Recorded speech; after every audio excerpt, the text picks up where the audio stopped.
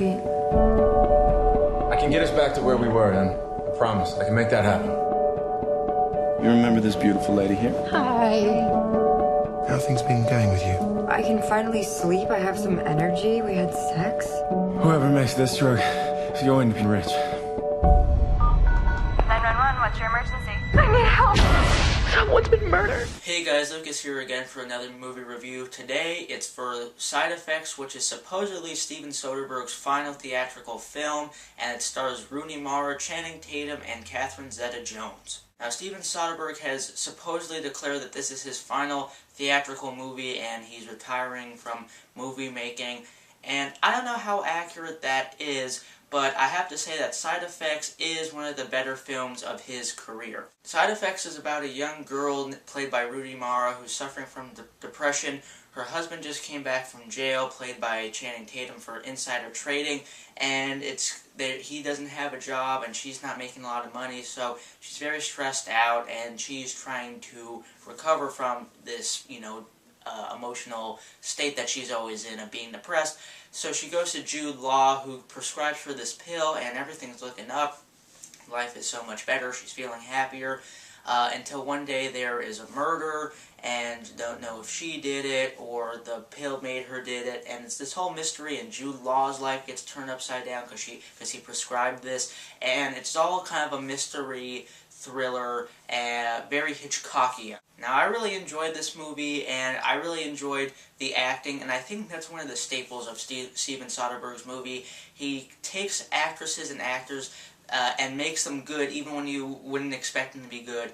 Like Out of Sight, Jennifer Lopez, I think that's the only good performance Jennifer Lopez has ever given in a movie, and he even did that movie, The Girlfriend Experience, where he actually directed a porn star, Sasha Grey, how to act. This is no exception. Rooney Mara gives a great performance, even if she is kind of playing that, almost Kristen Stewart-like character where she doesn't really smile that much and she kind of has that droopy persona, but she is very good, and her performance carries the film.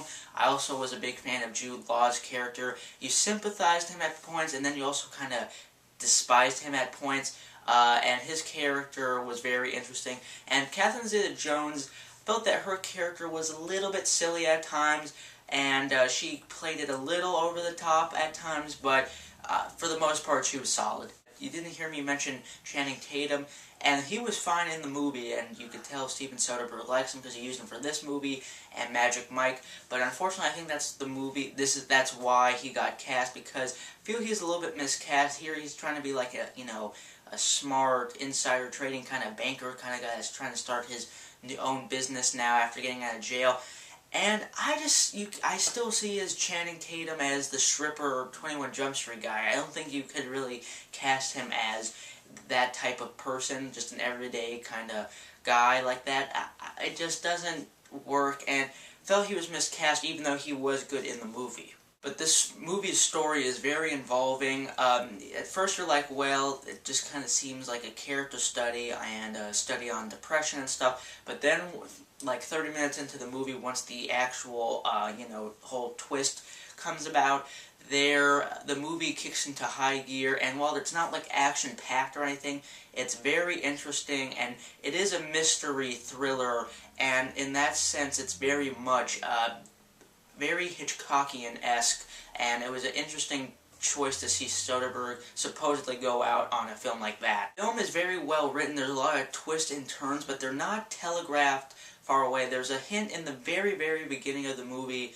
of what's going to happen or who is going to do the action, but it is all played very well. Steven Soderbergh and the script really hide its tricks really, really well. It doesn't show its cards, and all the twists, for the most part, I can't really think of anything that doesn't make sense. They all fit into the story well, and at first you're like, what just happened? And then it all starts to make sense, and you're like, I get it. And those are the best types of twists. I think what also made this movie even more interesting is that it has a very relevant topic. I mean, healthcare and drugs and prescription drugs are a very current topic and very relevant to now. So it was also interesting to see a thriller that could also happen in real life. It probably happens in real life almost every day, and that just makes the movie that much more interesting, that this is probably happening to someone or something like this right now.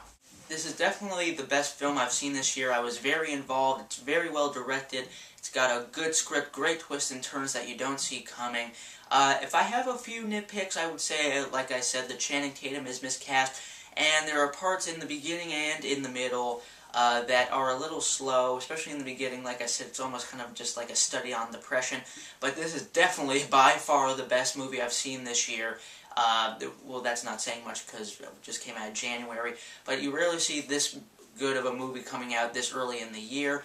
I am sad to see Steven Soderbourgh go. Supposedly, I'm not sure if he will stick to his word, but if you've seen some of the crap that's come out this year, this is definitely nice to see that good movies still come out and remind you to have your faith in cinema after the craptastic month that we just had.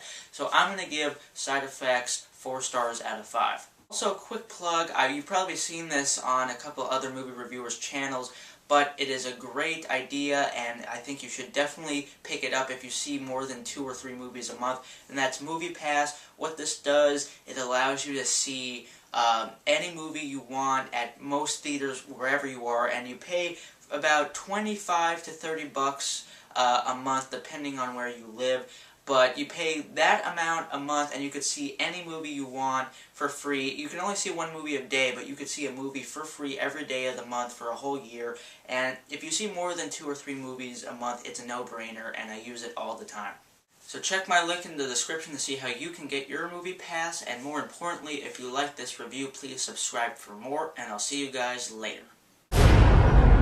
Someone gets punished. It's all gonna go away. It's gonna follow you around forever. I had no idea this was going on. Stop! There were millions of dollars! He'd been lying to her, and he was lying to me. I would never be here if it weren't for you.